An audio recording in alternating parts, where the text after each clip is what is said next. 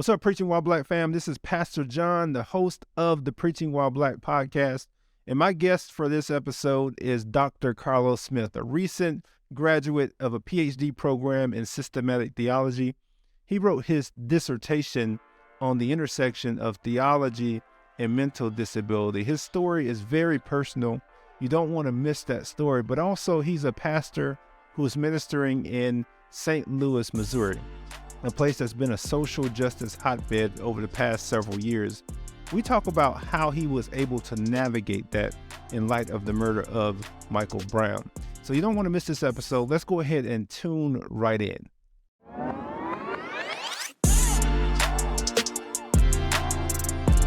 Welcome to the Preaching While Black podcast, a podcast dedicated to the calling, craft, and content of the Black preaching tradition. And now, here's your host, John C. Richards Jr.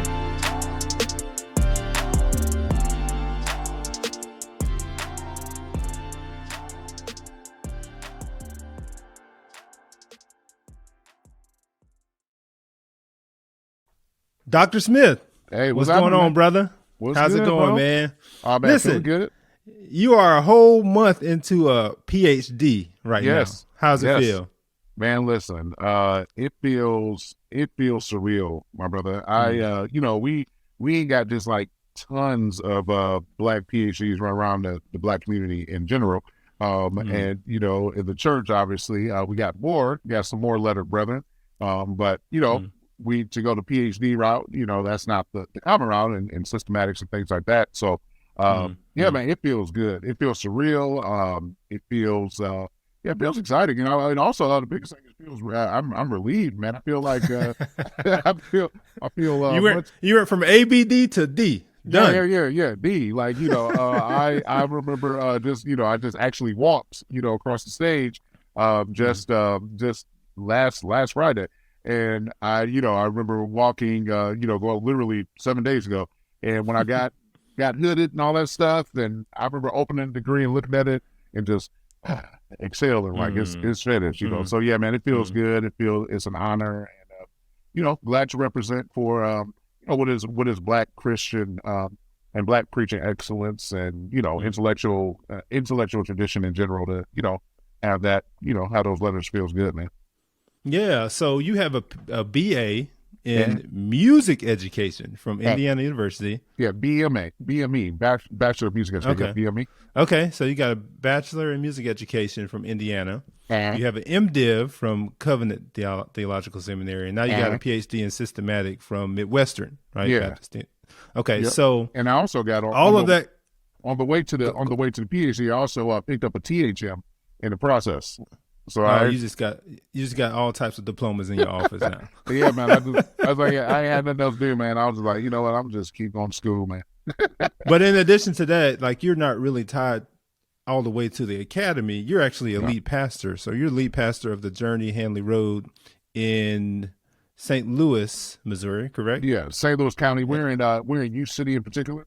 So University City. So we're in St. Louis area, but we're in University City. So we're right around the corner from Washington University. Washington University. Yeah, that's right. Okay. Yep. And you've been the pastor there since 2018? Yeah, 2018 for the last 4.5 years. Okay. Now let's get into your call to the pastorate, because we're on the 2018 version isn't the one that was called initially. Yeah. I want to go back to talk about the call to ministry. When is it that you first sensed that call to ministry? Yeah, man, that's it's a simple yet kind of it kind of almost went through, I would say, waves. It kind of happened at once and then kind of fell by the wayside and kind of got picked back up. It was kind of interesting. So when I became a Christian, actually, as a teenager, I wasn't raised in a Christian home. I had an intense encounter with Jesus, literally under the tree of the school I went to, my high school back in Detroit, Cass Tech. Shout out to Cass Tech. I was led to faith by a classmate, a lifelong friend of mine, and also a teammate, football team. And man, I just had this encounter with Jesus.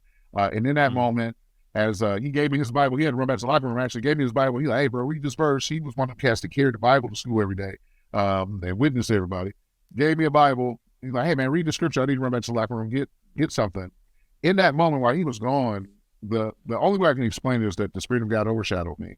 And the Lord spoke to me in as close to an audible voice as I think one could get.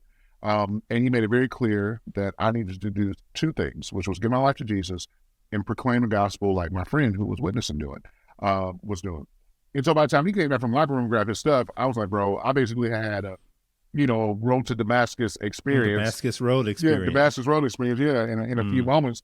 And literally from that day, that was a Friday, I'll never forget it. From that moment, I went home over that weekend. I've always been a serious reader and just started reading the Gospels, taking in the Word of God. I came back Monday witnessing and sharing the Gospel side by side with my brother. His name's Kerry. And so in one sense, that was almost, kind of simultaneous. I really relate to Paul, like it's almost this simultaneous conversion and call and conviction, preach the gospel. But then, I continued to go on through my Christian life. And I was involved in a local church. It's a small Baptist church around the corner. I ultimately ended up going into music ministry. And I had a friend of mine who went into the preaching ministry. And I'm be honest, it was a negative experience. It candidly kind of ruined our friendship, to be honest. I felt like he went to ministry and just kind of, in his mind, he got licensed to preach and just like, became the Lord's chosen vessel in a way that I just put a separation between us, We were like 20-something years old, and he's like talking like, hey, Doc. I'm like, bro, why are you talking to me like this? So I just, I'm like, yeah, we're in the middle of Detroit. Yeah. Hey, we 21. It's like, bro, why are we talking like this? And anyhow, all that to say, after that experience, and then I had some poor experiences, like many people, you have some pastors and some people who you see in a poor light and have some poor experiences with. I decided I didn't want anything to do with preaching ministry. And so at that point, I had some musical gifts. I gave myself to the music ministry, ended up going to Indiana University in Fort Wayne, getting a degree in music education and continuing to be a minister of music. Until the Lord just really, it became clear through I would often with my choirs, before we would sing and when we would do, sing various songs, I would do just like a little devotional with them, and my pastor overheard, man, he's like, brother, you got some gifts there, that you need to explore. So I started teaching Sunday school, and basically from the music ministry, and I learned that actually from Kevin Bond, how he would lead his music ministry, actually the decisive moment when I knew I had to turn to the preaching ministry was at a workshop that Kevin Bond was doing in Fort Wayne, Indiana. I was one of the many citywide, all the musicians there. We shared and we sang it. I mean, it's lit, and Kevin stopped we shouting, man. We churching, Kevin shut the whole situation down. Hey, hold on, wait. The Lord is speaking to me. He gave me a word of knowledge. It's some of y'all in here that's running from the preaching ministry through the music ministry. And man, I froze because that was exactly what I was doing. And man, in that moment, I was like, Lord, I'll be obedient. And so I went to my pastor, and eventually I was licensed, preached my first sermon. Shout out to Kevin Bond, gifted producer, decades of producing so many gospel hits. Oh, absolutely, man. Dude. Legend. Just a great dude. Legend. And yeah, serious theologian as well. So I mentioned this at the top of the podcast, but you are indeed a unicorn. You are a Black preacher who now has a PhD in systematic theology. And you wrote your dissertation on the intersection of theology and mental disease or disability. Why did you choose that topic? Yeah, man. My pastor often says that all good preaching is autobiographical. And I think all good scholarship is in some way autobiographical. And so that my dissertation topic is in many ways a extended catharsis processing my son's diagnosis with autism. So my oldest son, Carlton, who I actually dedicate my dissertation to, he was born premature, born at 32 and a half weeks. And he was diagnosed with autism at 2.5 years old and almost 3 years old. And so he was diagnosed, and man, I remember that. I mean, that was a moment of, I've never prayed for something so hard. I actually worked with people with intellectual and cognitive disabilities. I worked for Eastern Seals of Northeast Indiana for many years while I was in college, actually. And so I knew exactly what autism and disability I knew what it looked like. I knew exactly what it looked like. And I can see it in my son. And I was just praying, God, heal him, Lord. If you could just heal him, if you could just, just answer this one prayer. If you never answer another prayer, if you can answer this one. And he chose not to answer that prayer in that way, in terms of causing my son not to have autism. And that launched me down a path of asking questions. Okay, I'm at the time I was actually a Baptist student at a PC at Presbyterian seminary. So I'm going to come to seminary, and they would just love for me to be a Presbyterian. But now I'm asking questions about, like, okay, what does a profession of faith look like for a kid that may not be able to talk? What does it mean to, we place so much emphasis on the rationalistic capacities of human nature, and we consider, most of us, almost, we kind of imbibe the quietness and don't even know it. The emphasis on rationalism in the faith. Yep. And so we just assume these things, and it's like, what happens when a person just is not rational? Can they experience and know God? And so, the genesis of my work on the doctrine of humanity, and the ethical implications of that around the official title of my dissertation is The Image of God in Cognitive Disabilities, Dignity, Dominion, and Dependence. And I was seeking to work out, what does it mean for them to people like my son, to know God, to respond to God. And ultimately, I view it as foundational work for questions about how we do discipleship in the church, and how we catechize those with disabilities, and those who, I not only address autism, I also consider Down syndrome and dementia as well. How do we minister to, serve, come alongside, and actually empower people with cognitive disabilities to not only image God, but to flourish in their faith?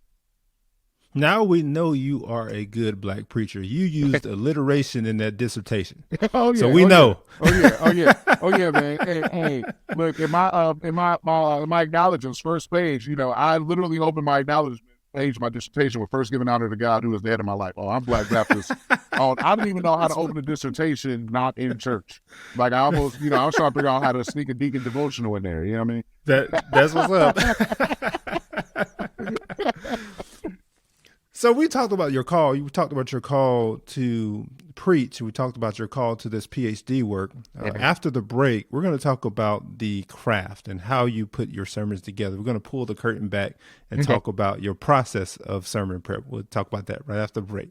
Okay. Scholars have referred to the original Black church as the invisible institution because enslaved people were often not allowed to worship freely. They'd have to gather, sing, and preach in secret to avoid being beaten. Yet they still developed a deep devotion to the authority of Scripture and the liberation narrative. Today, many Christians who don't fully agree with conservatives or progressives feel invisible. They're not well represented in politics or mainstream media. In response, the AND campaign has created the Invisible Institution newsletter, or IVI. We'll be providing political commentary, policy breakdowns, and more for Christians who believe in social justice and moral order, not one or the other.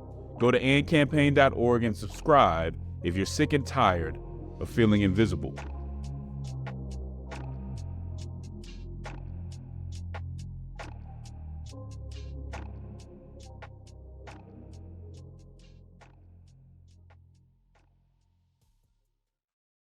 All right, man. So listen, let's talk about your sermon prep process. A lot of preachers listen in just to hear this part. Okay.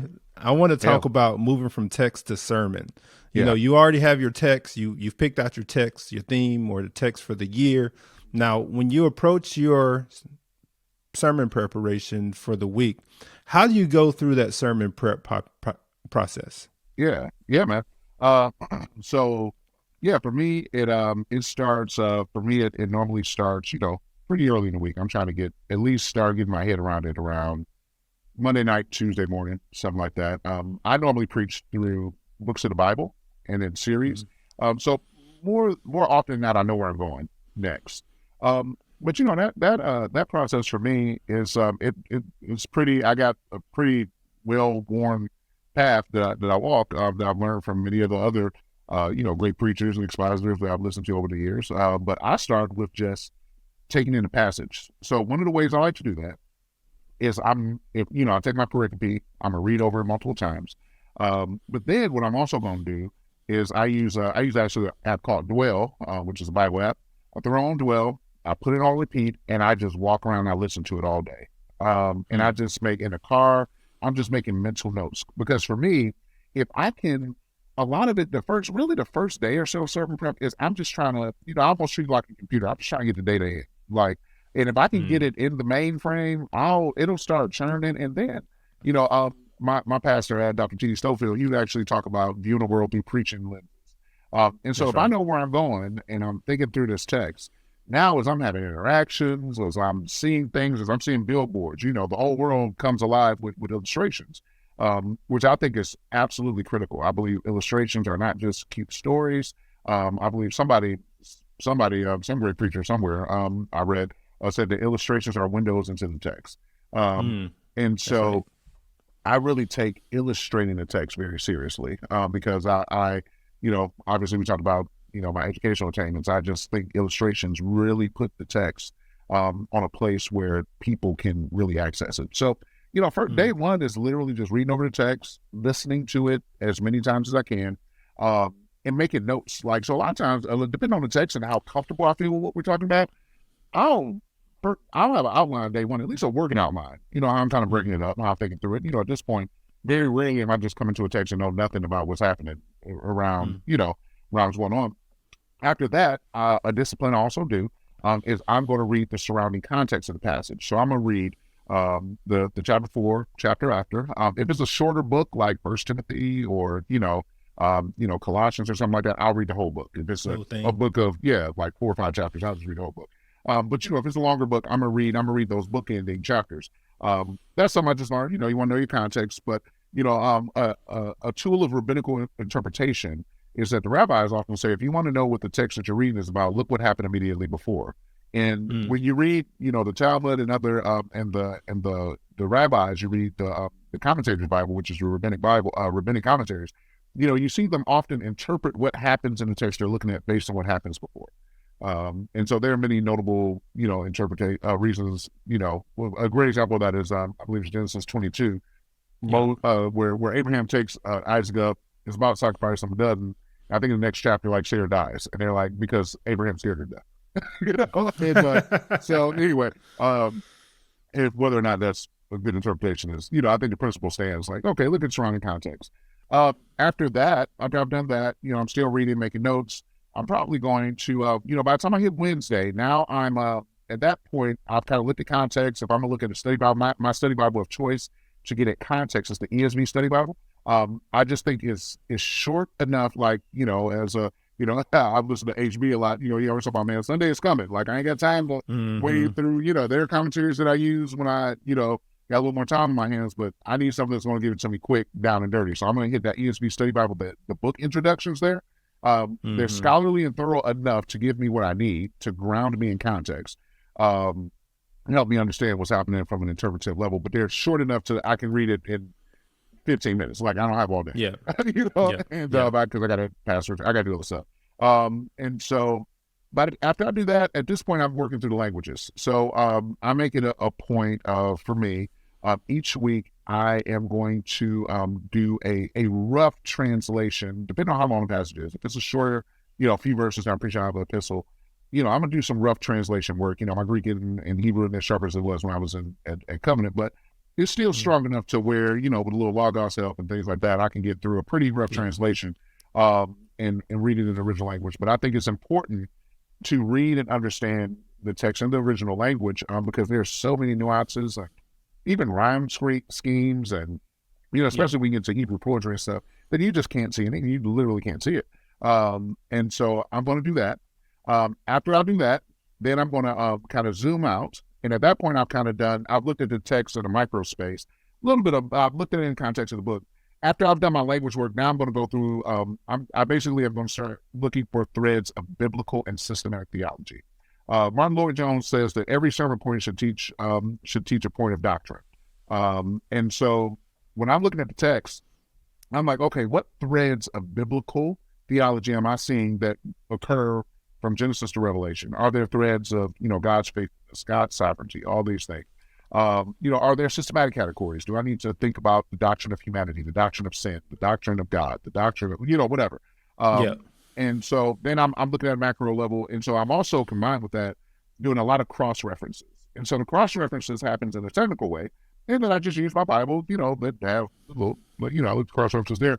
But then I just sit and I just, this is where, this is part kind of, I guess, kind of the art part and where you spend time in the text. I just sit and kind of look at the ceiling, man, and just think about threads and connections. Like I just walk the floor and I just start at this point. I know what the text is about. I'm wrestling through it, and I'm trying to synthesize, like what is the Bible saying? And in some ways, that's how I can put it is like, I think about something like vanilla extract, right? When I'm looking at Greek and all this other stuff, I'm looking at the kernel and stuff like that. What I really want to do is distill the essence of this text and put it so that I can serve it to people in 30 to 45 minutes. And so it's palatable. Yeah, absolutely palatable. So by that point, I'm doing that. And then the very last thing I do, which normally I try to have done by Wednesday or Thursday, is I read a commentary. And normally I normally do two. I like to do, I got some favorites, like some go-tos for the New Testament is probably Baker's Exegetical Commentary on New Testament. That's go-to. New International Commentary. I actually use Ligonier's list that there is of best commentaries. Tim Challies, like I use their list of, because I try to get stuff that, that I don't have time just be in the library fishing through. Also, I have time arguing with scholars that don't believe. Like, I understand those views. I interact with them, but when I try to preach, I just, I'm trying to preach right now. I'll do that later. And after that, man, I'll just sit and write it. By the time at this point, I normally write my sermon on Friday and Saturday morning. So I spent the week basically researching and taking the information. And at this whole time, I just I got an outline, I'm filling it in. But in terms of fleshing it out, by the time I hit Friday, Saturday morning, now I'm putting the meat on the balls and putting it together. So that's not my process. Good. That's good. So we're going to place a link in the description of all those resources he just mentioned. We'll have the Dwell app in there. We'll have Logos. We'll have the commentaries that he mentioned in the description. Because I think one of the best things for preachers is having the right tools to be able to exegete a passage and also work through that passage to come to a place where you put together a sermon. So appreciate you for sharing those resources, my brother. Can I throw one more in there? That's the main thing for me at this point. It's a newer resource, but I love it, man. Two resources that I just keep on my shelf. Tony Evans' Bible commentary and Tony Evans' book of illustrations.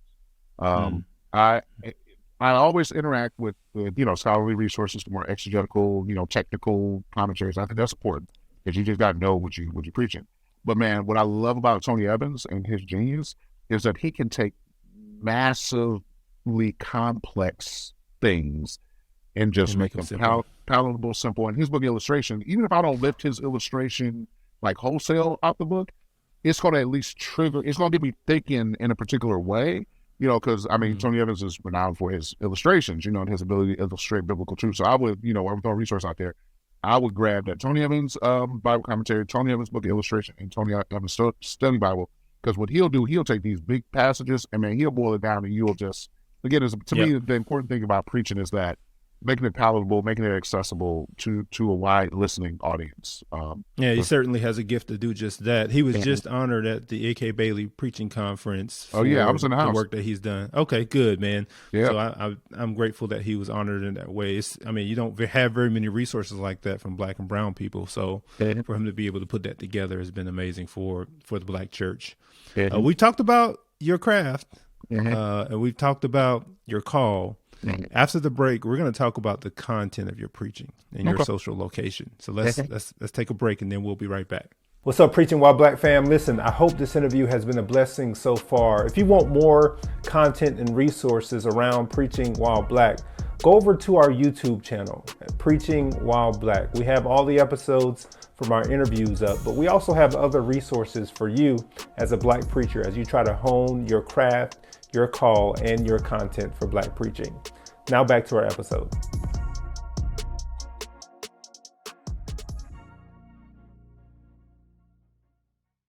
So it's been said that the social location of a preacher is important and informs that preacher's content. You are in the St. Louis area. I think that St. Louis was actually the impetus for a lot of the social action that has gone on around our country over the past several years. Obviously, I'm talking about Mike Brown, which is in Ferguson, but right outside the St. Louis area.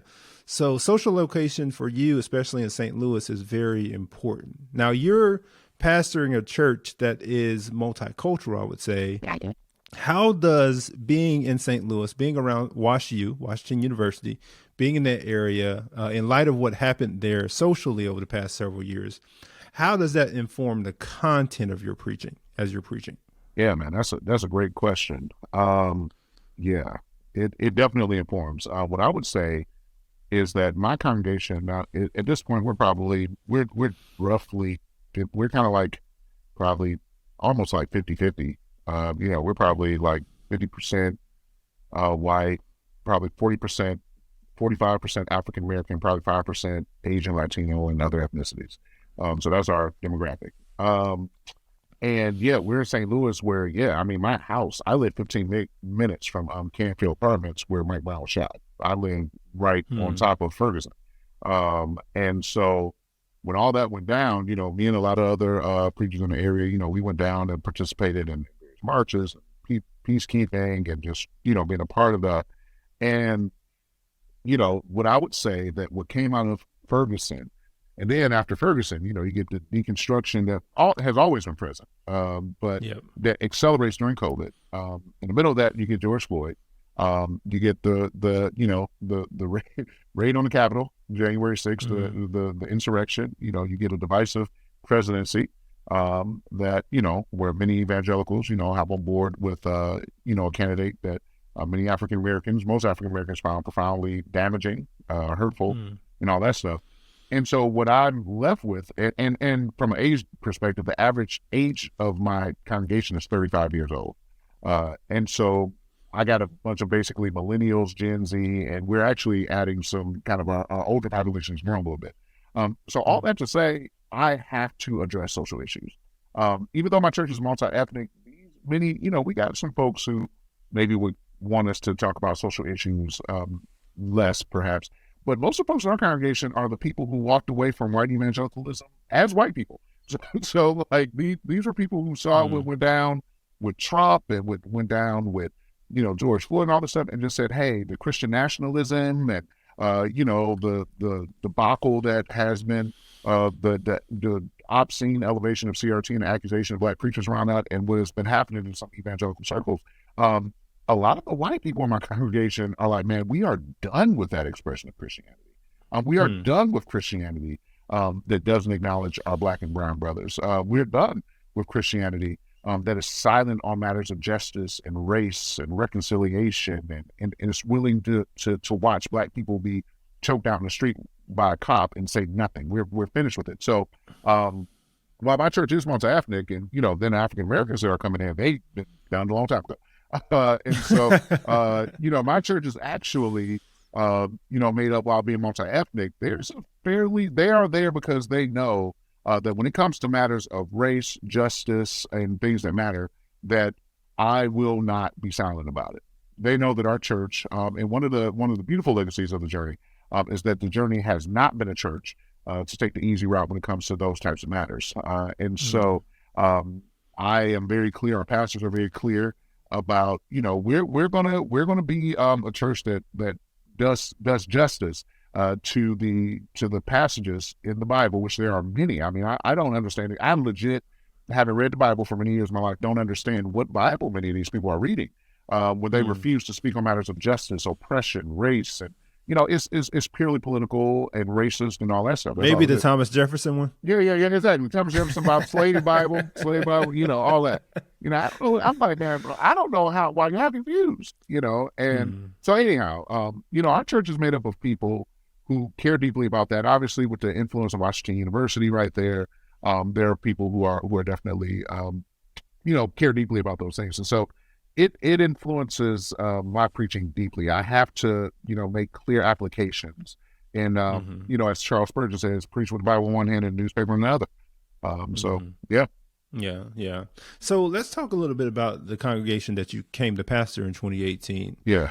Because it appears that there need to be some deep level healing there Mhm. for the people who may have been hurt by some church hurt. Okay. Even the folks that were already there, not folks who were coming in, Mhm. but they had some hurt from maybe previous leadership or something to that degree. So talk to me how the content of your preaching was done in a way to help them to heal. How were you able to shape your content to help a congregation heal from a church hurt? Yeah. Yeah, man, that's a great question. I'll never forget sitting at Cutting Street one year hearing Dr. Maurice Watson say that when you first arrive at a church, your job is really simple. He was like, you're in revival, fill the pulpit. He like every Sunday you bring the word. He was like, and you spend time with your people. And that's something I heard from all the OGs, man, from my pastor, Dr. T. Stubblefield. When I made the move, he's like, man, don't go over here trying to change stuff, trying to do this. You preach the gospel, and you love the people, and you meet with them. You hit those hospitals, you hit those. I don't have most of the time I've hit the hospitals for birth because my church is younger. But for me, it's just doing lunch and coffee with people. I don't have as many health issues because I have a overall younger congregation, but there's still some. But the point is, you walk with people in life where they are, and you be accessible. You love them. So in terms of content, I came in and I just literally faithfully preached the text, and a lot of it was as much technical. Like, yeah, they needed to see that there's a competency in handling the word there, but they also needed to see because of some of the things that happened in leadership that I was here and I was for them, and that the church was not merely a platform. That's good. They needed to know that I had to preach very pastorally. So I had to, be a pastor that smelled like sheep. I had to spend time with folks to know where they were. And to be candid, there was some overlap in where I had pastored previously. Before I was the associate pastor at First Baptist Church in Chesterfield, Missouri, which is a western suburb of St. Louis, but it's a historically Black congregation. Church, I think, is celebrating 180 years in 2023. So very old congregation. Wow. In terms of, been around a long time. And so, but it was a very affluent congregation. When I came to the Journey, the stats I gave you about the diversity was not so. There's probably 95% white. But it was still more people, more middle class, upper class folks. And so the sensibilities, while the culture was somewhat different, there was some overlap because they were both affluent. And so I had to enter into those cultural differences and figure out where people were and then preach to those things. Dr. Brian Chappell says, if you preach to people's pain, they will listen. And so I had to find out, man, where are these folks hurting? And even if maybe that's different for me as a young Black man from Detroit who had a particular experience, who before I came to the Journey was raised, my whole church experience was the historic Black church. I was saved in a Black church, discipled, that was my whole life, the Black church. And so to make that move, I had to figure out where people were, man. But in order to love them well, I had to see where they were and then preach to the areas in their life that were broken and let them know that, hey, I'm here. Like the first few years was just them seeing that, okay, he's here, especially given the Journey's past turnover of pastors, the past history. They needed to know that I was here. I wasn't going anywhere. I even had people after I finished my PhD, they were concerned, was it just a stepping stone? I was like, no, I'm here. I'm here. I'm not going anywhere. I did that to better equip myself to serve you all. And so, yeah, I would say it's content, yes, but it was almost more manner and application that kind of won the day, I think. That's good. That's good. Man, this has been such a rich conversation. As we talked about your call, we talked about your craft, and we talked about the content of your preaching. I appreciate you, Dr. Smith. Appreciate you for the work you've done both inside and outside of the church, and I'm looking forward to some more resources from you. Okay, we need you writing. We need some publishing from Dr. Smith. So let's make that happen. Absolutely. All right, y'all. Thank y'all for joining us. We'll see y'all next time. Well, thank you for joining us for the Preaching While Black podcast, a podcast committed to the call, craft, and content of the Black preaching tradition. Make sure you do us a favor. Go over to follow us on all social media platforms at Preaching Black. Also, make sure you go over and follow us on all the podcast platforms, Preaching While Black. We're everywhere. We out here in these preaching streets, the Preaching While Black podcast. Looking forward to having you all join us as we continue to talk about the call, the craft, and the content of the Black preaching tradition. Grace and peace. Thanks for listening to the Preaching While Black podcast. For more helpful content and resources, connect with us online at preachingwhileblack.com.